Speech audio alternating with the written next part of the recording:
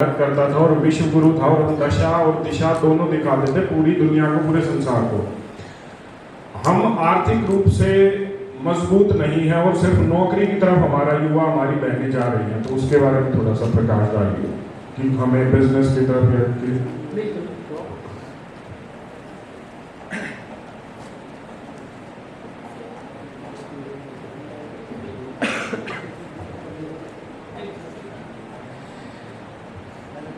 इस सभा में उपस्थित सभी सुधीजनों को सादर प्रणाम। अपने घरों से कीमती समय निकालकर आई हुई मातृशक्ति का मैं यहाँ पर प्रणाम करती हूँ। और जिन बालकों ने ये यज्ञोपवीत संस्कार लेने का निर्णय किया है, इसे धारण करने का निर्णय किया है, उनके लिए बहुत सारा आशीर्वाद और भावी जीवन के लिए बहुत सारी शुभकामनाएं मैं आप लोगों को प्रदान करना चाहती हूँ, क्योंकि आप लोगों ने एक बहुत बड़ी जिम्मेदारी उठाने का निर्णय लिया है। तो जैसा कि अभी जो विषय रखा गया, वो जो प्रश्न रखा गया, वो प्रश्न यह था कि हम लोग जो हैं, जो भारत था पूर्व में जैसा भारत था, हम कहीं ना कहीं उससे टूट चुके हैं। जो विश्व गुरु शब्द का प्रयोग भारत के लिए किया जाता था, वो कहीं ना कहीं छूट गया है, हट गया है। तो एक शब्द महर्षि देव दयानंद सरस्वती जी ने हमें दिया था, उस शब्द में ही सारी व्याख्या छिपी हुई है।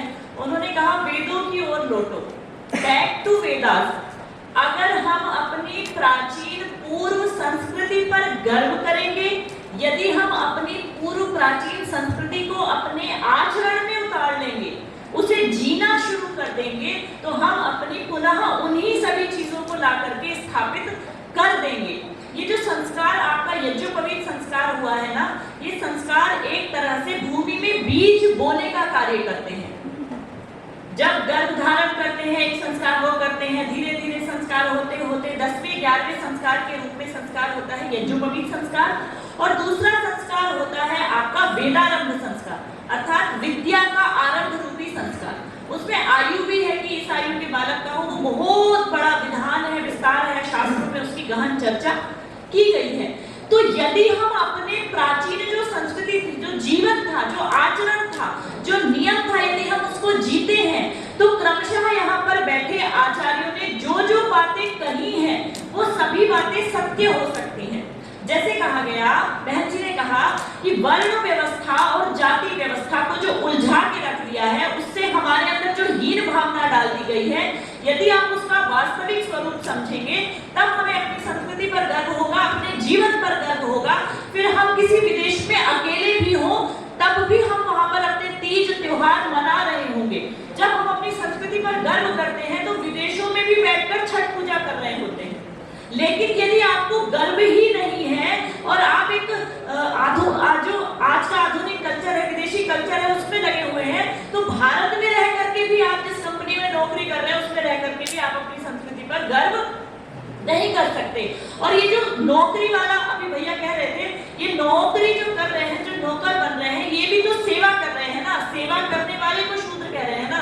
हमारा जो जीवन है आज के समय में नौकरी के लिए भाग रहा है, मतलब या विद्या से नियुक्त है। हम बस थोड़ा जितना भी पढ़ना चाहते हैं, अक्षर ज्ञान जो भी लेना चाहते हैं, किसी तरह ये चाहते हैं नौकरी लग जाए। चाहे किसी भी दिशा में पढ़ाई चल रही हो, हमें ये लगता रहता है मैं किसी तरह से कमा लूं। और महिलाओं के साथ भी यही समस्या हो रही है। वो ये सोचती हैं, बालिकाएं, बेटियां ये सोचती हैं, मैं पढ़ लिख करके कमा करके अपने पैरों पे खड़ी हो जाऊं। उसमें दो विकल्प है, एक तो ये आप शिक्षित होकर के प्राइवेट सेक्टर में जाकर के अपना कोई भी नौकरी का कार्य करती हैं, या आप छोटा मोटा कार्य करती हैं, जैसे बहुत सारे सलून वगैरह, सिलाई इत्यादि, बुटीक वगैरह का काम करना। तो महिलाएं जो नौकरी की तरफ जा रही हैं, कहीं ना कहीं उसका सबसे बड़ी जो हानि हमें हो रही है, वो ये हो रही है कि वो अपने परिवार को, अपने घर को, अपने बच्चों को ना समय दे पाती है और ना संस्कार दे पाती है। किसी भूमि को जब तैयार किया जाता है, अच्छे से जोता जाता है, उसे पानी दिया जाता है, उसकी भूमि को मुलायम करके उसमें बीज की स्थापना की जाती है, तब हमें ये नहीं पता होता कि ये बीज बड़ा होकर के कितना वृक्ष रूप धारण करेगा, कितना बड़ा हो जाएगा।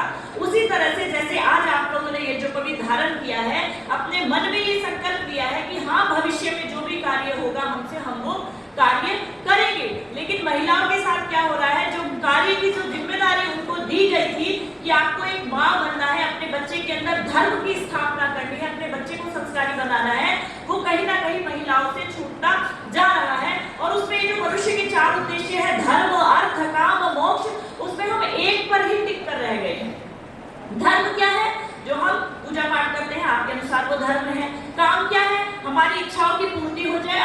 अनुसार वो काम है।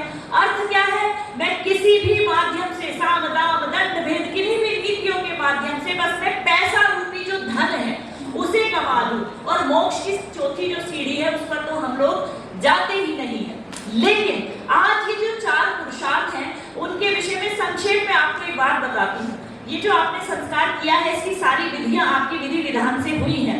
इन विधियों के बाद महर्षि देवदयानंद सरस्वती जी ने संस्कार विधि में ये कहा है कि आचार्य अब अपने शिष्य को उपदेश करेगा। तो उपदेश के लिए हम लोग, शुभाशीषों के लिए हम लोग जो यहाँ पर उपस्थित हुए हैं, आचार्य वहां पर उपनिषदों से उपदेश निकाल कर आते हैं और वहां पर कहते हैं सबसे पहला जो उपदेश है सत्यम वद। आप अपने जीवन में दृढ़ता के साथ सत्य को धारण करिए। जब हम दृढ़ता के साथ अपने जीवन में सत्य को धारण करते हैं तब हम बहुत सारे लोगों से अलग हो जाते हैं, अलग ही दिखाई देते हैं। आचार्य उपदेश देते हुए कहता है धर्मम चर। तो पुरुषार्थ चतुष्टय में जो धर्म है वो धर्म क्या है? धारणा धर्म इत्याहु, ध्येय धारणे, अर्थात जिसे हम अपने जीवन में धारण करते हैं। जिसे धारण करना अर्थात अपनी आत्मा में, अपने आचरण में धारण करना। जब हम धर्म को अपने जीवन में, दैनिक जीवन में धारण करेंगे कि मेरा यज्ञोपवीत संस्कार हुआ है, मैंने यज्ञ करने की जो मुझे अनुमति मिली है, मैं अपने जीवन में भी इसको धारण करूं, मैं अपनी जो दिनचर्या है वो उसी प्रकार बनाऊं, मैं अपना स्वाध्याय है वो उसी प्रकार बनाऊं। तो धर्म क्या है? जिसे हम अपने जीवन में धारण करते हैं, और उसी धारणा को देख करके जब हमारा परिवार हमसे प्रभावित होता है तो परिवार का वातावरण भी उसी प्रकार का होता है। परिवार के वातावरण की बात इसलिए बता रही हूँ क्योंकि हमारे परिवार में भी हमारे छोटे बच्चे हैं। मैं भैया को कई बार फोन करती हूँ तो भैया उठा नहीं पाते। एक दिन फोन किया तो कहा बहन जी उठा नहीं पाया, फोन एक कमरे में बंद था। तो मैंने कहा कमरे में क्यों बंद था? तो कहते हैं जो मेरा बेटा है गुरुदत्त, हम उससे फोन दूर रखते हैं, बस आवश्यकता पड़ने पर कमरे में जाते हैं, काम खत्म करते हैं, फोन छोड़ के बाहर आ जाते हैं। इस बीमारी से ग्रस्त, अभी सोशल मीडिया रूपी जो बीमारी बताई, फोन रूपी बीमारी से ग्रस्त युवा भी है, बच्चे भी हैं, वृद्ध भी हैं, सभी लोग इससे ग्रस्त हैं। हम अगर 8 घंटे फोन चलाते हैं तो 3 साढ़े 3 घंटे ही आप काम करते होंगे, अन्यथा अतिरिक्त जो चीजें हैं उनमें हम अपना समय व्यतीत करते हैं। तो जब इतने बड़े लोग जिनका जीवन ही इस माध्यम से चल रहा है, जिनका जीवन का उद्देश्य ही है कि आपको आपके घरों में पहुंचकर सोशल मीडिया के माध्यम से अच्छा जो हमारी संस्कृति है उसको पहुंचा सके, वो अपने बच्चों को उस फोन से सुरक्षित रखने के लिए कमरे में बंद करते हैं। तो हम तो अपने जीवन में छोटी छोटी ऐसे आचरण ला ही सकते हैं जिन आचरणों से हमारे बच्चों का निर्माण हो सके। तो आचार्य उपदेश देता हुआ कहता है सत्यम वद धर्मम चर स्वाध्यायान मा प्रमदितव्यम। अर्थात इसमें एक शब्द आया है स्वाध्याय। स्वाध्याय का तात्पर्य होता है मैं अच्छी पुस्तकों को पढ़ने का अभ्यास कभी भी ना छोड़ूं। अच्छी पुस्तकों का क्या तात्पर्य है? कहने का क्या तात्पर्य है? प्रधान जी से बात चल रही थी तो ये संस्कार जो है ये बहुत पीछे से प्लान चल रहा है। यहाँ तक आप लोगों को लाने के लिए इन लोगों की बहुत बड़ी तपस्या है।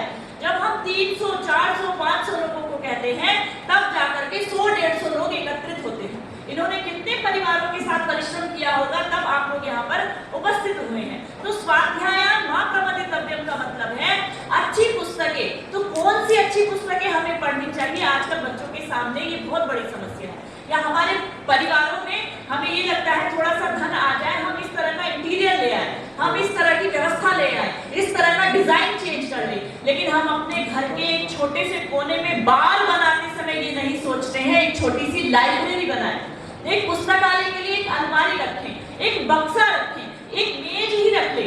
तो अच्छी पुस्तकें क्या है? व्यवहार भानु। आपके घर में छोटे बच्चे हैं तो उन्हें व्यवहार भानु बताइए। व्यवहार जो हमारा आचरण होता है, भानु सूर्य, हमारे बच्चों का जो व्यवहार है उस पुस्तक को, कहानियों को पढ़ पढ़ के आचरण में आए। एक पुस्तक है धर्म के छोटे छोटे शब्दों की परिभाषाओं को समझने के लिए। आर्य उद्देश्य रत्नमाला, उसमें 100-101 के लगभग शब्द हैं।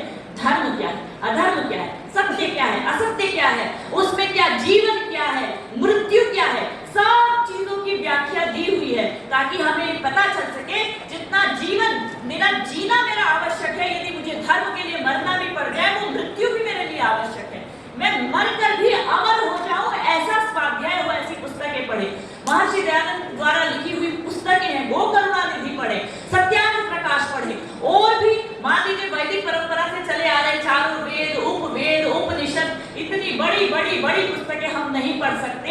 हम रामायण तो पढ़ सकते हैं, उसका हिंदी भाग तो पढ़ सकते हैं, महाभारत तो पढ़ सकते हैं, गीता तो पढ़ सकते हैं, उनकी सरल व्याख्या तो हम पढ़ सकते हैं। मैं वीडियोस देखने के लिए नहीं कह रही हूँ कि आप वीडियो चलाएं उनको सुने, मैं पुस्तकें पढ़ने के लिए कह रही हूँ। पुस्तकें स्वयं में गुरु होती हैं। यहाँ बहुत से ऐसे लोग बैठे हैं जो इस बात का दावा करते हैं मैंने स्वयं पुस्तकें पढ़ के अपना निर्माण किया है। जो अपना निर्माण स्वयं अध्ययन करके कर सकते हैं, स्वाध्यायो अध्येतव्यः, उसमें दूसरा अर्थ है स्व और अध्ययन। अपना भी अध्ययन करना चाहिए। मैं क्या हूँ, मैं क्या था, मेरे परिवार वाले क्या थे, मैं क्या बन सकता हूँ, मैं क्या कर सकता हूँ। बहुत बड़े बड़े उदाहरण हमारे सामने हैं। रामायण की बात चल रही है तो महर्षि वाल्मीकि जी क्या थे, महर्षि बनने से पहले क्या थे, एक डाकू थे। ऐसी कहानी आती है। तो बिल्कुल अलग आचरण जीने वाला व्यक्ति जब एक ऋषित्व को धारण कर सकता है, तो हम सामान्य से परिवार में जन्म लिए हुए, हमारे पिता किसान, हमारी माता गृहिणी, हम सामान्य से परिवार में जन्म लेने के बाद अगर समाज में कुछ करने का निर्णय ले सकते हैं, तो आप लोग तो इस देश को बदलने के लिए कितने बड़े कार्य कर सकते हैं। और एक बात मैं हमेशा कहती हूँ कि दो तरीके हो सकते हैं इन चीजों को, इन नियमों को बदलने के लिए। भारत को फिर से विश्व गुरु बनाने के दो तरीके हो सकते हैं। एक तो आप स्वयं में सूर्य हो, आप आगे चलिए, हम आपके पीछे चलते हैं, आप आगे चलिए, कार्य ऐसे करना है, इस दिशा में करना है, इस तरीके से करना है, इन लोगों के बीच में करना है, इन व्यवस्थाओं के बीच में रहते हुए करना है।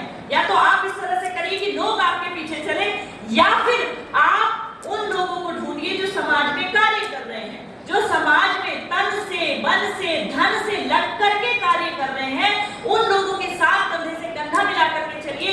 इतनी भी क्षमता नहीं है, उनसे कहिए कि हम आपके पीछे हैं, आप आगे चलिए, हम आपकी सुरक्षा में किसी भी तरह से जो भी मेरे पास है उस शक्ति से, उस सामर्थ्य से, उस बल से लगे रहिए। क्योंकि जब आपका यज्ञोपवीत संस्कार हुआ है तो एक मंत्र का पाठ हुआ था, ओम यज्ञोपवीतम परमं पवित्रं प्रजापतेर्यत् सहजं पुरस्तात् आयुष्यम अग्र्यम।